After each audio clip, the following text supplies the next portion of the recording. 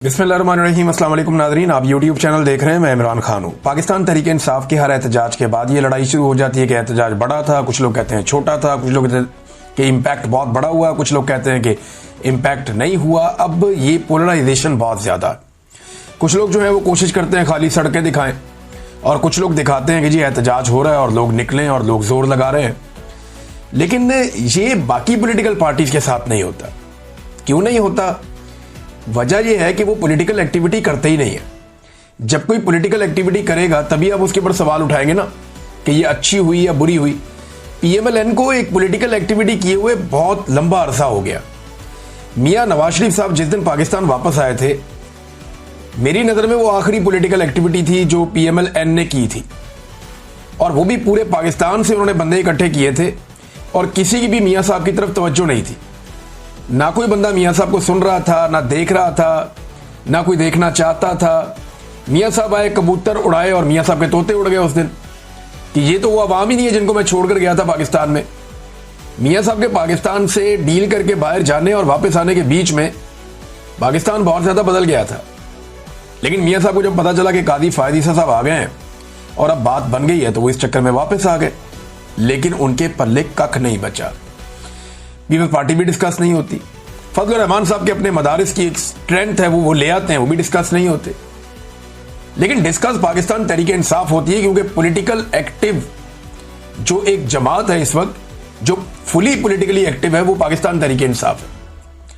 और आप माने या ना माने, वो एक पॉलिटिकल हकीकत के तौर पे बार बार सामने आते हैं। इमरान खान साहब ने कम से कम ये करके दिखाया है कि एस्टेब्लिशमेंट अपनी मर्जी हर बार मुसल्लत नहीं कर सकती।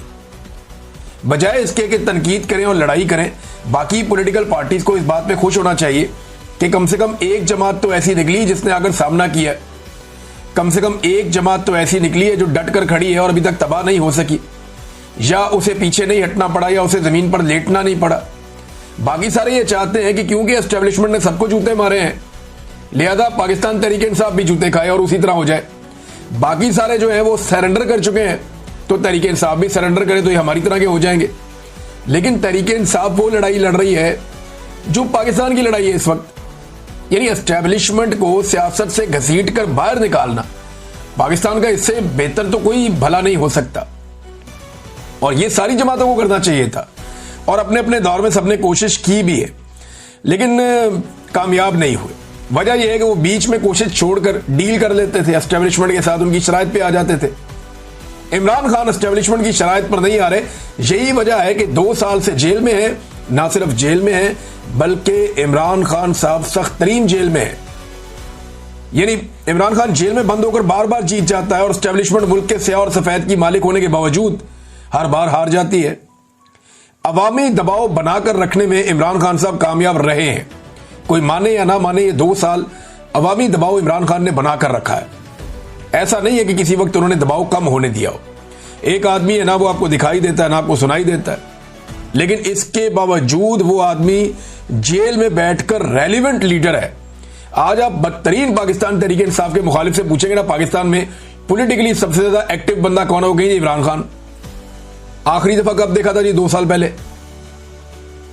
आज आप पाकिस्तान तहरीक इंसाफ के सबसे बड़े मुखालिफ से पूछेंगे ना कि इस वक्त पाकिस्तान की सारी सियासत किसके गिर्द घूमती है, वो कहेगा जी इमरान खान। आवाज कब सुनी थी? 2 साल पहले। तो ये इमरान खान साहब की एक बहुत बड़ी खूबी है, बहुत बड़ी कामयाबी है कि जेल में आप उसका एहतसाब कर ही नहीं सकते इस बात के ऊपर कि बंदे कितने निकले। आप उसका इसके ऊपर पकड़ कर ही नहीं सकते कि आपने पूरा पाकिस्तान क्यों नहीं बाहर निकाल दिया। भाई, जो लोग कहते हैं कि लाखों लोग क्यों नहीं नजर आ रहे इकट्ठे, तो ये लाखों लोग इकट्ठे तो होने ही नहीं थे किसी जगह पे। इन्होंने तो अपने अपने इलाकों में निकल कर एहतजाज करना था। ये छोटी बड़ी रैलियां निकलनी थी और वो निकली हर तरफ, वो देखा सारे पाकिस्तान ने। जो लोग कहते हैं कि बहुत बड़े पैमाने पर लोग इकट्ठे क्यों नहीं हुए, उनसे गुजारिश है कि जरा वो वहां पे जरा इजाजत देकर तो देखे ना। इस्लामाबाद में वो जो बड़ा वाला पार्क है, वहां पे इजाजत दें, फिर तमाशा देखें। जरा माहौल खोलें ना 2 दिन के लिए कि जनाब 2-4 दिन कोई पकड़ दकड़ नहीं होगी। पाकिस्तान तहरीक इंसाफ को खुली इजाजत है, वो यहां पे आके जलसा कर लें डी चौक में, या वो पार्क के अंदर कर लें, तो आप देख लें दूध का दूध पानी का पानी हो जाएगा।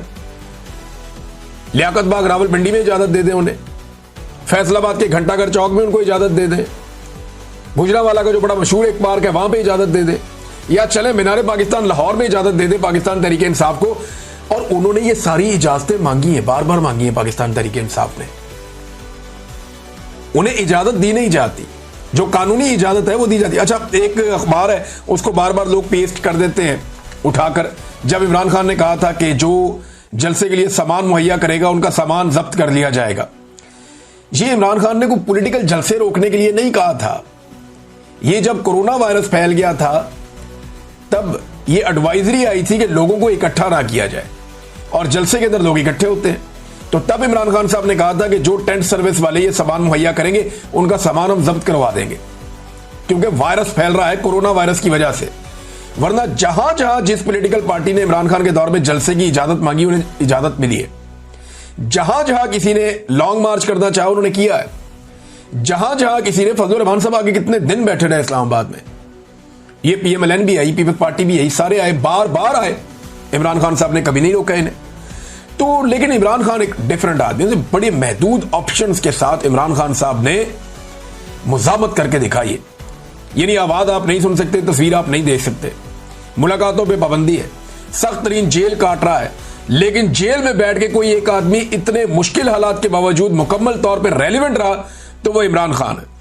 ये आपको दूसरी मिसाल नहीं मिलती। यानी मुझे अच्छी तरह याद है कि जब फस्तायत का दौर था पीएमएलएन के खिलाफ, परवेज मुशर्रफ का दौर, हालांकि ये दौर उससे ज्यादा खौफनाक है, तो तब शहबाज शरीफ ने एक दिन फैसला किया कि वो बरतानिया से पाकिस्तान आ जाएंगे। इन्होंने पाकिस्तान आने का फैसला किया और पूरे पाकिस्तान के अंदर जनाब हम कैंपेन चलाएंगे, बहुत पैसा खर्च किया, बड़े लोगों को इन्होंने कहा, सारी पार्टी को इन्होंने मोटिवेट किया। तो कहीं कोई बंदा ही नजर नहीं आया सारा दिन। अगर परवेज मुशर्रफ की तरफ से इजाजत होती तो पीएमएलएन वहां पे उस वक्त लहरें बहरें कर देती बंदों की। लेकिन पाकिस्तान तहरीक इंसाफ उससे ज्यादा मुश्किल हालात में उससे अच्छा परफॉर्म कर रही है, यह सबको मानना पड़ेगा। जब शहबाज शरीफ वजीर आला पंजाब था और नवाज शरीफ साहब अपनी बेटी के साथ एयरपोर्ट आ रहे थे तो उन्हें रिसीव करने जाना था, यह मियां साहब का हुक्म था। और मैंने टीवी पे बैठ के उस दिन कहा था कि शहबाज शरीफ किसी सूरत भी कंटोनमेंट में दाखिल नहीं होगा। क्यों दाखिल नहीं होगा? मैंने कहा मैं शहबाज शरीफ को अच्छी तरह जानता हूं, ये कभी भी एंटी एस्टेब्लिशमेंट एक इतना सा भी कदम नहीं उठाएगा, ये नहीं जाएगा आदमी कभी भी, ये बहुत अच्छा बच्चा है। उस वक्त जावेद चौधरी साहब, एक दो और सहाफी थे वहां पे टीवी के ऊपर, मेरे से गर्म हो गए। उन्होंने कहा नहीं नहीं नहीं शहबाज शरीफ जाएगा। मैंने कहा जी मैं आपको बता रहा हूं कि ये आदमी कभी भी कैंट की हुदूद में दाखिल ही नहीं होगा। ये वजीर आला पंजाब का बेशक, लेकिन ये कैंट की हुदूद में दाखिल नहीं होगा। और यही हुआ कि मियां साहब को एयरपोर्ट से लेकर चले गए और शहबाज शरीफ साहब कैंट की हुदूद में दाखिल हुए बगैर माल रोड से अपनी तकरीर करके वापस निकल लिए। एग्जैक्टली शहबाज शरीफ साहब ने उस दिन वही किया जो गंडापुर साहब करते हैं आजकल। तो शहबाज शरीफ साहब बहुत अच्छे बच्चे थे और उसका उन्हें तोहफा भी मिला। लेकिन नवाज शरीफ साहब जो हैं वो इतने अच्छे बच्चे नहीं थे, लेकिन अब वो बहुत अच्छे बच्चे बन गए। नाज़रीन, पाकिस्तान तहरीक इंसाफ ने खैबर पख्तूनख्वा में तो उनकी हुकूमत है, तो वहां बहुत बड़ी बड़ी रैलियां होनी थी। मरदान में बहुत बड़ा प्रोग्राम हुआ, स्वाबी इंटरचेंज पे बहुत बड़ा प्रोग्राम हुआ, जहां पे असद कैसर साहब और शहराम तरक्की खास तौर पे इन्होंने बहुत बड़ा इज्तिमा किया लोगों का।